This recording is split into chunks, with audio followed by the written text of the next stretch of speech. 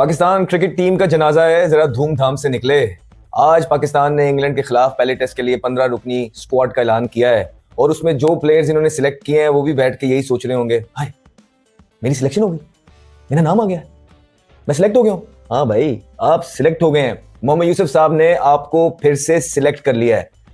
आप तो सिलेक्ट हो गए हैं, लेकिन कुछ लोग हैं जो सिलेक्ट नहीं हुए, उनकी बात करते हैं। पहले टीम अनाउंस करते हैं। शान मसूद कप्तान होंगे एक दफा फिर, सऊद शकील वाइस कैप्टन, आमिर जमाल है टीम के अंदर, अब्दुल्ला शफीक, अबरार अहमद, बाबर आजम, मीर हमजा, मोहम्मद उरैरा, मोहम्मद रिजवान, नसीम शाह, नुमान अली, साइम अयूब, सलमान अली आगा, सरफराज अहमद और शाहीन शाह अफरीदी। नुमान अली की इंडक्शन हुई है, एक नए इंडक्ट किया, एक स्पिनर ऐड किया उन्होंने। पाकिस्तान टीम ने बिल्कुल स्पिनर शॉर्ट था लास्ट मैच में, ठीक किया है। लेकिन कुछ हाथ जो इन्होंने सिलेक्ट नहीं किए उनकी बात करते हैं। कामरान गुलाम। अस्सलाम वालेकुम जी, उम्मीद है आप सब खैरियत से होंगे। कल रात को पाकिस्तान की टीम लेट पता चली तो वीडियो नहीं बना सके क्योंकि सोने का टाइम था। आज वीडियो बनाने से पहले एक दो बातें आपके साथ करना चाहता हूँ। देखिए, इधर आपके सामने हम बैठे हुए हैं, आप लोग देखते हैं, सही है। आपके अपने व्यूज़ होते हैं, देखने के बाद हम जो बोलते हैं हम अपने हिसाब से बोलते हैं। इसी तरह पीसीबी में जो थिंक टैंक है उनका अपना एक अलग काम करने का, सोचने का स्टाइल होता है।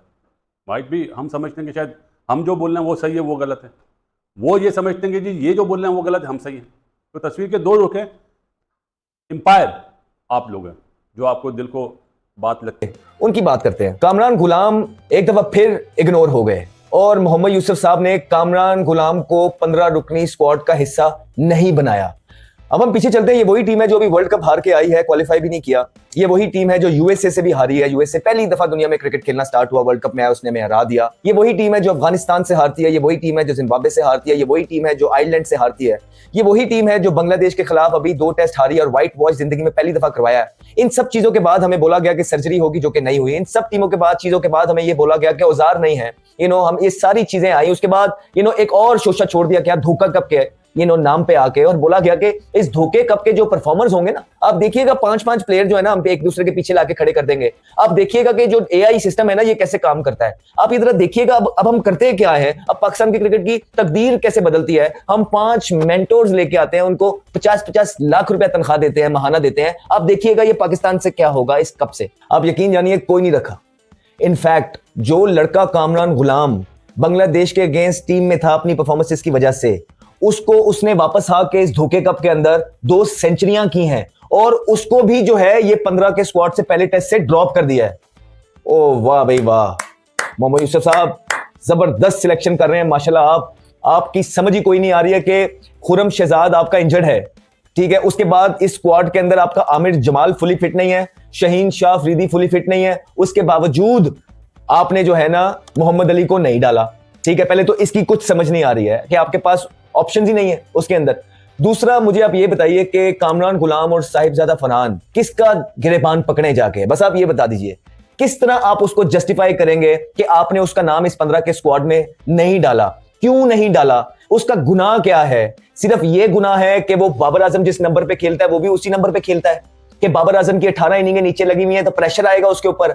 यूसुफ साहब जब कोच भी थे तो भी इन्होंने सारी चीजें जो है ना इन्हीं पे छोड़ दी थी, इनको 2-3 प्लेयर्स पे। मुझे कोई एक लॉजिक बता दें कि कामरान गुलाम किस तरह इस टीम का हिस्सा नहीं है। मुझे सिर्फ ये बता दें। मुझे ये बताइए मोहम्मद यूसुफ साहब कि आप खुद अगर टीम में होते, आप परफॉर्मेंसेस करके आपको चांस ना मिल रहा होता, बांग्लादेश के खिलाफ सीरीज हुई होती, आपकी टीम बुरी तरह हार जाती, उसके बाद चेयरमैन क्रिकेट बोर्ड आता, लाल बॉल का डोमेस्टिक होना था, व्हाइट बॉल का डोमेस्टिक करवाया जाता है, बड़े बड़े नारे लगाए जाते हैं चेयरमैन की तरफ से कि आप देखिएगा यहाँ का कोई परफॉर्मर होगा तो हम किस तरह उसको टीम में लेके आएंगे।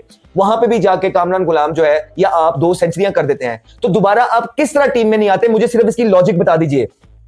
या तो आप खुद भी चेयरमैन क्रिकेट बोर्ड को सीरियसली नहीं ले रहे हैं, यही वजह नजर आती है हमें। क्यों? क्योंकि जो वो बात करते हैं आके, आप तो सारे ये कसम खा ली है कि सबने उनकी अगेंस्ट बात करनी है। आपके मेंटोर्स आके कहते हैं, उन्होंने बोला कि देखें हम कैसे तकदीर बदलते हैं, चेयरमैन ने बोला। आपका एक मेंटोर आके बोलता है कि वो इमोशनली होके लोग बातें कर देते हैं लेकिन टाइम लगेगा। दूसरा, उन्होंने कहा कि इसके जो परफॉर्मर होंगे हम टीम में डालेंगे। आपने तो जो परफॉर्मर थे उनको दूर दूर तक भी नहीं रखा है। तो आप तो खुद जो है ना अपने चेयरमैन की रिस्पेक्ट नहीं कर रहे हैं। आप लोग खुद उनकी बातों के बिल्कुल अगेंस्ट काम कर रहे हैं। हाउ डू यू एक्सपेक्ट कि दुनिया जो है ना उनकी बातों को सीरियसली लेगी? क्योंकि आप लोग खुद नहीं ले रहे हैं। और यार कौन लोग हैं आप लोग? इतनी क्रिकेट खेले हुए हैं, क्यों बच्चों की बदुआएं ले रहे हैं? मोहम्मद यूसुफ साहब, आपने इतनी क्रिकेट खेली, इतना नाम अल्लाह ताला ने आपको दिया है, आपने ये क्या सिलेक्शन की है जिसका ना सर है ना पैर है? कुछ समझ नहीं आ रही आपने किस तरह की सिलेक्शन कर दी है। इस टीम से आप क्या एक्सपेक्ट कर रहे हैं? इस टीम में क्या तब्दीलियां हैं? क्या आप अपनी गलतियों से सीख रहे हैं? कुछ भी नहीं कर रहे। यही आप जब सिस्टम से बाहर होते हैं, सिस्टम के अगेंस्ट बातें करते हैं, आज आप सिस्टम के अंदर हैं तो आपको मौका मिला हुआ है और आप कुछ नहीं कर रहे इस मुल्क के लिए। सारा इल्जाम दो सिलेक्टर्स पे डाल के, वहाब रियाज पे और रजाक पे, उनको जो है ना साइडलाइन कर दिया गया, लेकिन आप अभी तक यही हैं। आपके होते हुए वर्ल्ड कप में बुरी तरीन शिकस्त हुई, आपके होते हुए जो है ना यूएसए से हारे, आपके होते हुए जो है ना आयरलैंड से मैचेस हारे, आपके होते हुए बांग्लादेश से व्हाइट वॉश हुआ, लेकिन आपको अभी तक किसी ने नहीं निकाला। आपको दोबारा चांस दिया गया और उसके बावजूद आप इस तरह की चीजें कर रहे हैं। आप कोई नया लड़का डालने के लिए तैयार नहीं हो रहे हैं। इसकी क्या वजह है?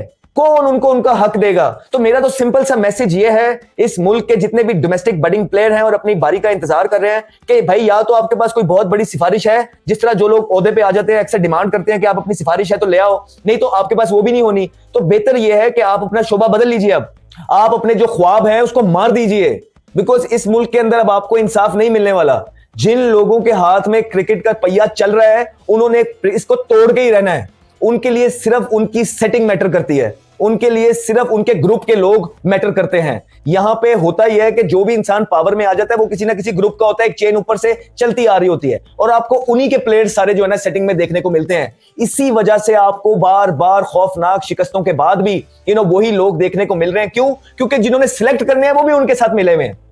ये वजूहात है आपकी। आपको पाकिस्तान क्रिकेट का ये बताया जाता है कनेक्शन कैंप के रिफ्यूजी कैंप हो गया, इसलिए कैमरे लगा दिए, ये हो जाएगा, पाकिस्तान की डेस्टिनी बदल देगी। सब झूठ है, सब झूठ है।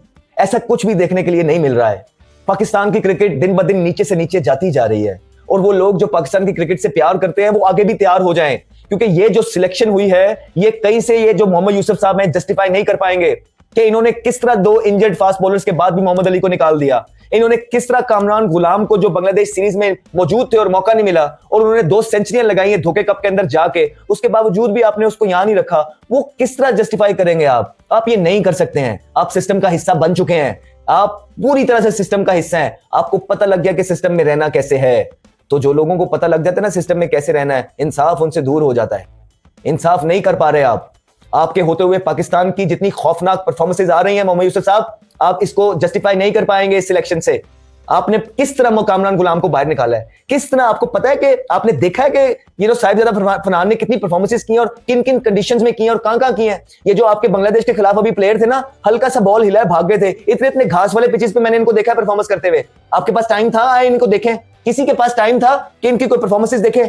यही होता है ना कि आप ग्राउंडों में जाएं, जो सिलेक्टर होता है उसकी नजर होती है, वो चीजें देखता है। आप क्या देख रहे हैं? आप सिर्फ नाम देख रहे हैं, आप सिर्फ देख रहे हैं फैन फॉलोइंग किसकी है, आप सिर्फ देख रहे हैं कि मैंने अगर इसको बाहर निकाल, इसको हाथ में रख रहा है, इसको खुश करना है। आप लोगों को खुश कर रहे हैं टीम के अंदर।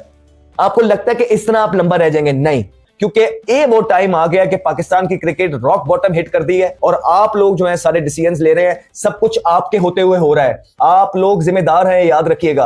आप लोगों की ये सिलेक्शंस, आप लोगों के झूठे वादे, आप लोगों ने जिस तरह अवाम को पागल बनाया है, आप लोग करना क्या चाह रहे हैं? आप लोग इस तरह जस्टिफाई करेंगे? इस तरह अच्छे ट्रैक पे हैं? क्या हो जाएगा कनेक्शन कैंप में, रेफ्यूजी कैंप में लाके कैमरे चला देने और अपने मुल्क का मजाक उड़ाना और कहना कि ग्रुपिंग है, टीम के अंदर यूनिटी नहीं है। निकाला है आपने किसी को? आपने तो किसी को निकाला ही नहीं है।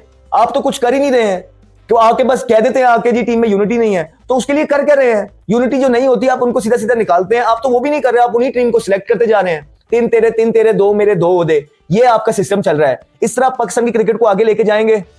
इस तरह आप चीजों में बेहतरी लेके आएंगे? इस तरह आप कंसिस्टेंसी लेके आएंगे? इस तरह अगर कंसिस्टेंसी आनी होती ना तो आपसे पहले वाले लोग भी कुछ इस तरह ही हरकतें करते थे, आ गई होती। लेकिन आप जो चीजें कर रहे हैं ना, वो तो दुनिया देख रही है। दुनिया पहले हम पे हंसती थी, अब दुनिया के बड़े बड़े प्लेयर हमारी क्रिकेट पे उदास हैं, अफसुर्दा हैं।